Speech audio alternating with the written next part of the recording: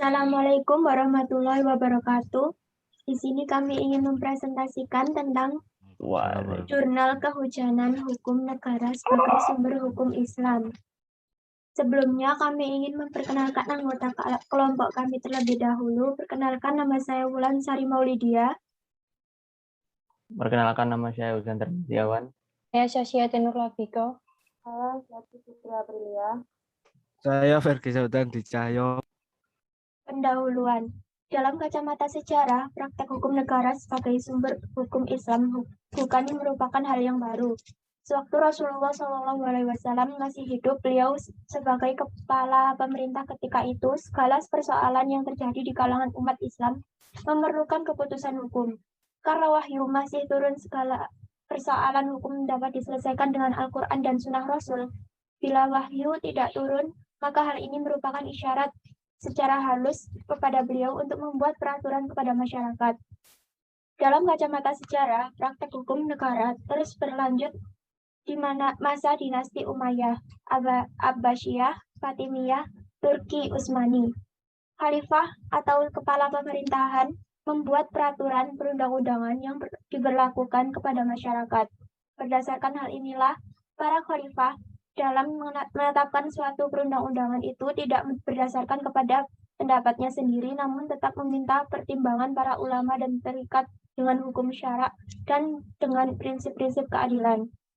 Al-Yasa Abu Bakar, salah seorang pakar hukum Islam, menegaskan pendiriannya tentang tren bermazhab di era kontemporer saat ini. Kalau selama ini mazhab fikih mengacu kepada tokoh, maka dengan mengikuti arah yang diajukan Hazairin, tren mazhab sekarang telah mengarah kepada mazhab kawasan. Faktanya saat ini fikih di negara penduduk mayoritas muslim sudah terlihat kecenderungan untuk menciptakan fikih kawasan melalui lembaga resmi dalam hal perundang-undangan negara. Sebagai contoh dapat dikemukakan Kitab Undang-Undang Hukum Perdata Mesir tahun 1948, Irak tahun 1953, Kuwait tahun 1964, Pakistan tahun 1961, dan Indonesia dengan munculnya UU Perkawinan tahun 1974 dan Peraturan Perwakafan tahun 1978. Temuan dan pembahasan. Yang pertama, tinjauan metodologi hukum negara sebagai bentuk ijma lokal. Perbedaan muncul di kalangan umat terkait hakikat dari ijma yang sesungguhnya. Ijma sendiri dikhususkan kepada seluruh umat Nabi Muhammad atau umat Islam. Perbedaan istilah ijma disebabkan oleh gagasan dan konsep ijma yang belum muncul dan tidak ditentukan pada awal tasdik. Maka wajar apabila kemunculannya berawal ketika peristiwa Hasifah Bani Sa'idah mengenai pengangkatan Abu Bakar sebagai khalifah mengganti kepemimpinan yang sedang kosong setelah Rasul. Ijma muncul pertama kali berupa ijma lokal, yaitu ijma ahli Madinah, yang kemudian muncul ijma ulama daerah lain, seperti ijma Irak, ijma ulama Kufah, yaitu ijma yang diterapkan sebagai hasil ijtihad ulama suatu daerah dan pemberlakuan. Contohnya seperti jumlah takaran untuk menghitung nisab zakat yang berbeda-beda dari masing-masing daerah. Kemudian doktrin ijma tersebut menyatu dengan masyarakat karena yang meyakini bahwa doktrin tersebut merupakan suatu yang mengikat setiap tindak tanduk mereka. Jadi salah satu pikiran, yaitu pikiran Asy-Syafi'i, inilah lambat laun diterima dan dikembangkan oleh ulama berikutnya. Sehingga ijma hanya menjadi proses yang pernah dicapai para sahabat saja, dan setelah masa itu menurut Abu Zahra, hakikat ijma yang dilontarkan oleh Al-Syafi'i inilah yang kemudian menjadikan Ahmad bin Hanbal memiliki pandangan yang berbeda, bahwa ijma itu tidak pernah terjadi atau tidak mungkin terjadi. Dalam memperhatikan kondisi di atas, sehingga muncul pemikiran baru tentang ijma oleh modernis Islam yang dapat dilihat secara liberal dan rasional. Memperhatikan kondisi di atas, muncul beberapa pemikiran baru tentang ijma yang dikemukakan oleh modernis Islam yang cenderung melihat ijma secara liberal dan rasional, dan bahkan seakan-akan bertentangan definisi klasik. Menurut Abu Bakar Al-Jassas, walaupun pada masa itu ijma dipandang sebagai hujah, tetapi yang dikembangkan ketika itu adalah ijma, suatu berlaku untuk daerah mereka masing-masing. Hal ini disebabkan praktek ijma seluruh umat tidak akan terjadi karena disebabkan luasnya daerah Islam waktu itu, sehingga melakukan komunikasi secara langsung dan antara satu daerah dengan daerah lainnya mempunyai kultur sosial masyarakat yang berbeda. Menurut Fazlur Rahman, pengertian ijma yang dikembangkan oleh tokoh-tokoh usul fikih klasik yang menyatakan ijma sebagai kesepakatan bulat seluruh mujtahid bermula dari upaya Al-Syafi'i 150 sampai 140 Hijriah untuk menstabilkan dalam menekankan keberagaman praktik-praktik yang disepakati pada masa sebelumnya. Disinilah akar timbulnya ketidakserasian hubungan antara ijma dan ijtihad. Setelah Mazhab Syafi'i pada umumnya mengartikan ijma sebagai kesepakatan yang bersifat formal, final, dan total, sehingga sama sekali tidak ada pertentangan di dalamnya. Sehingga ijma dipandang sebagai proses yang terus-menerus berjalan dan terus diupayakan agar kembali urutan pengambilan hukum menjadi Al-Quran, Sunnah, Ijtihad, dan Ijma. Syah Waliullah, seorang modernis Islam di India, menyatakan bahwa ijma adalah suatu permufakatan pendapat dari orang-orang yang berwenang di berbagai kota. Dan ungkapan ini dapat dipahami bahwa ada dua aspek menunjang dalam pengakuan tentang ijma, yaitu kesepakatan dari Mufti Al-Khalifah menurut Muhammad Iqbal, seperti halnya Syah Waliullah, ijma merupakan suatu pemikiran yang sangat penting, tetapi selama ini ia tetap tinggal sebagai gagasan semata-mata dan permanen. Al-Maidi merumuskan ijma adalah kesepakatan sejumlah ahlul halal wal dari umat Muhammad pada suatu masa atas hukum suatu kasus. Tetapi menyatakan ini satu-satunya menyelamatkan kontribusi-kontribusi terhadap pembahasan legal dari kalangan awam yang kebetulan memiliki wawasan tajam dan dalam berbagai masalah.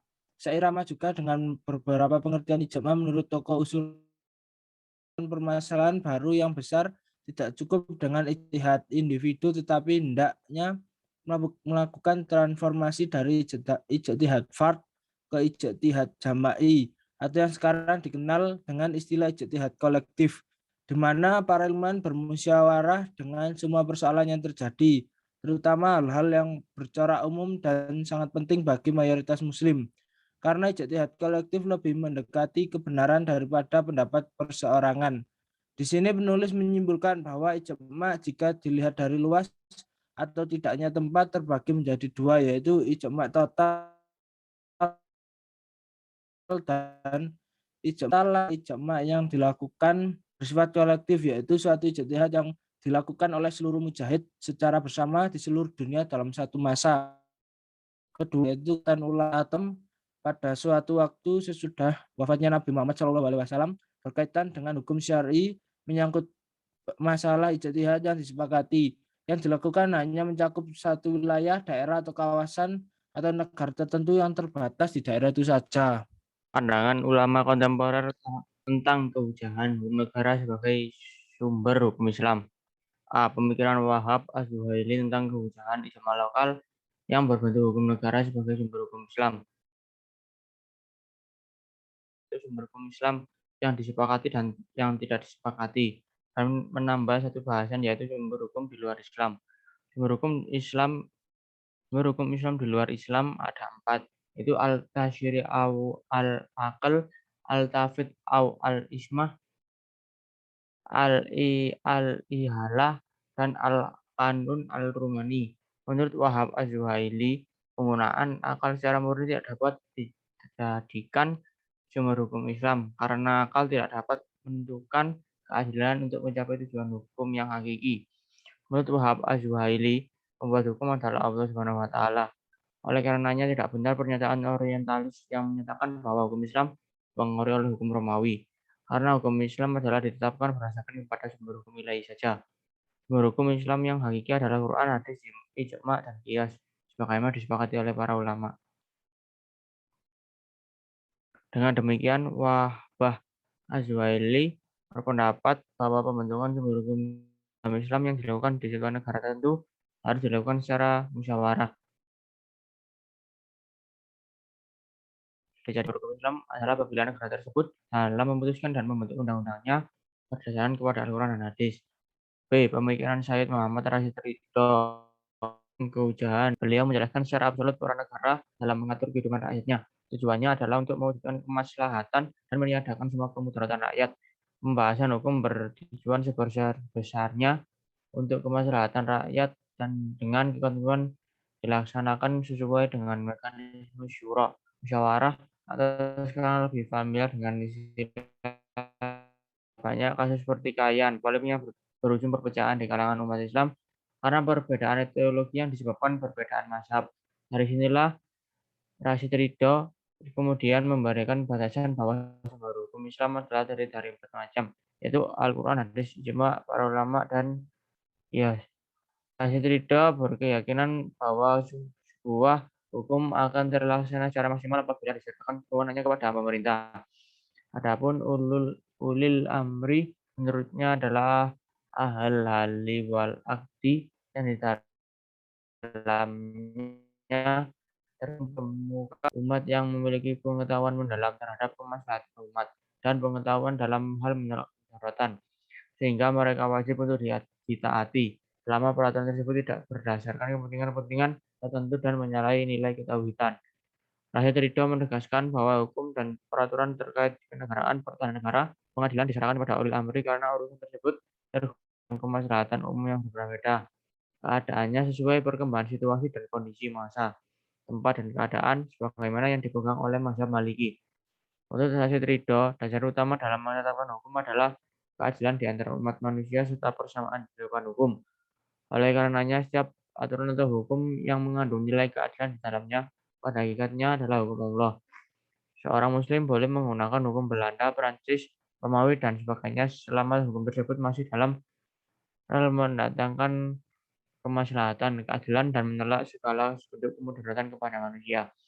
Menurutnya, hukum yang tidak membela kebenaran dan meninggalkan keadilan dan meniadakan kemudaratan tidak boleh dipatuhi dan apabila dilaksanakan dianggap sebagai orang kafir, zalim, dan fasik. Benang merah beberapa pemikiran ulama terkait hukum negara sebagai sumber hukum Islam. Rashid Ridho menyatakan bahwa hukum negara dapat menjadi hujjah sebagai hukum Allah apabila mengandung keadilan di dalamnya, sehingga hukum tersebut tidak butuh konfirmasi lagi dari nas, mengingat Allah esensinya adalah keadilan itu sendiri. Tidak jauh berbeda dari apa yang disampaikan oleh Wahbah Zuhaili bahwa akal sejatinya memiliki kemampuan yang ekstra, sehingga keberadaannya adalah sangat dibutuhkan dalam memahami nas. Ini semua adalah membutuhkan pengerahan akal secara sungguh-sungguh dan terus diasah untuk terus menggalinya. Abdussalam Al-Tunji menyatakan secara tegas bahwa syariat Islam memiliki 3 tujuan utama, yaitu keadilan, kemaslahatan, akal. Dengan kata lain, tanpa adanya akal semuanya menjadi sia-sia belaka. Nur Haidi Hasan, salah seorang pakar hukum Islam tanah air, menyatakan bahwa intinya yang disebut dengan kitab Allah yang diturunkan kepada nabinya adalah keadilan. Alasannya adalah karena ketika dirunut lebih dalam bahwa tujuan hukum Islam itu hakikatnya adalah keadilan atau justice. 4. Kehujahan kompilasi hukum Islam sebagai hukum negara untuk menjadi sumber hukum Islam di Indonesia. Salah satu keberhasilan menghilangkan disparitas hukum Islam di Indonesia adalah diformulasikannya kompilasi hukum Islam di akhir tahun 80-an. Sampai saat ini, KHI tetap menjadi pedoman dan rujukan utama khususnya bagi hakim di pengadilan agama di seluruh Indonesia. Namun, bagaimana kedudukan KHI yang legalitasnya berdasarkan instruksi Presiden nomor 1 tahun 1991? Secara umum, KHI dipandang sebagai fikih khas Indonesia yang berbeda dengan negara Islam lainnya. KHI merupakan hasil pemikiran hukum Islam Indonesia yang diwakili oleh para ulama, pakar hukum Islam, dan cendekiawan se-Indonesia dengan melakukan beberapa tahapan. Beberapa kalangan menyebut KHI dengan istilah mazhab fikih Indonesia. Jumhur ulama di Indonesia berpendapat KHI adalah bentuk ijma dan dapat menjadi hujah untuk diamalkan. KHI menunjukkan adanya hukum tidak tertulis yang hidup secara nyata dalam kehidupan sehari-hari umat Islam di Indonesia. Kemunculan KHI di Indonesia dapat dicatat sebagai sebuah prestasi besar yang dicapai oleh umat Islam, sehingga saat ini di Indonesia tidak ditemukan lagi pluralisme keputusan peradilan agama, karena kitab yang dijadikan rujukan hakim peradilan agama adalah sama. Terkait dengan keberadaan KHI sampai saat ini tetap menjadi pedoman para hakim di pengadilan agama dalam menjawab permasalahan hukum Islami. Hal ini berlangsung sejak keluarnya instruksi Presiden dan surat keputusan Menteri Agama. Secara praktis, KHI telah menjadi hukum material terapan di peradilan agama yang digunakan oleh para hakim, pengacara, dan pencari keadilan. Di samping kutipan kepada ayat Al-Quran, hadis Nabi, ataupun pendapat tertentu dari buku-buku fikih, serta peraturan-peraturan yang lain. Menurut pendapat Fazlur Rahman, ijma' dan taknin merupakan dua lembaga syura yang saling berkaitan, terutama dalam berhukum. Ijma' merupakan proses dan produk syura masyarakat, sedangkan taknin merupakan proses syura lembaga legislatif yang mengolah produk ijma' masyarakat menjadi ijma' yuridis, yakni undang-undang. Penulis berkeyakinan bahwa dengan melihat sejarah diformulasikannya kompilasi hukum Islam, penulis menilai legalitas KHI sampai saat ini dijadikan pedoman oleh hakim di pengadilan agama yang sudah memenuhi syarat ijma' lokal sebagai bentuk perpaduan antara ijma' dan taknin. Keduanya merupakan produk ijma' masyarakat menjadi ijma' yuridis dan bisa menjadi hukum negara sebagai salah satu dalil hukum yang sah di Indonesia. Kesimpulan, penulis menemukan fakta bahwa dalam menetapkan hukum syara di masa klasik banyak ditemukan praktek ijma' lokal, yaitu penetapan hukum syar'i yang disepakati dan dilakukan oleh beberapa mujtahid saja dan hanya mencakup satu wilayah tertentu. Melihat kondisi tersebut, mayoritas ulama kontemporer menerima kebijakan hukum negara sebagai sumber hukum Islam. Mayoritas ulama usul fikih juga berpendapat bahwa dalam hal pengurusan dan pengaturan keadaan sosial di masyarakat muslim diserahkan pengaturannya kepada pemerintah atau ulil amri dengan tujuan untuk mendatangkan kemaslahatan dan menolak kemadharatan. Setelah melihat legalitas KHI sesuai dengan syariat ijma' lokal dan bisa menjadi hukum negara, KHI dijadikan sebagai salah satu dalil hukum yang sah dan juga pedoman oleh hakim di pengadilan agama di Indonesia. Dalam hal ini, pemerintah Indonesia terus berusaha untuk meningkatkan hukum Islam yang ada dalam KHI menjadi sebuah undang-undang. Selanjutnya yang mau bertanya. Izin bertanya. Menurut Wahbah Az-Zuhaili, penggunaan akal secara murni tidak dapat dijadikan sumber hukum Islam. Saya izin menjawab, kenapa penggunaan akal secara murni dapat dijadikan sumber hukum Islam?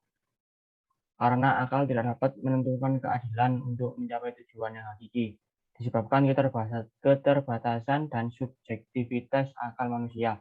Akal manusia belum terjamin kebersihannya dan kepentingan, pengaruh dan nafsu syahwat. Terima kasih. Selanjutnya yang ingin bertanya. Saya izin bertanya. Al-Yasa Abu Bakar merupakan salah satu pakar hukum Islam dan menegaskan tentang pendiriannya tentang tren mazhab.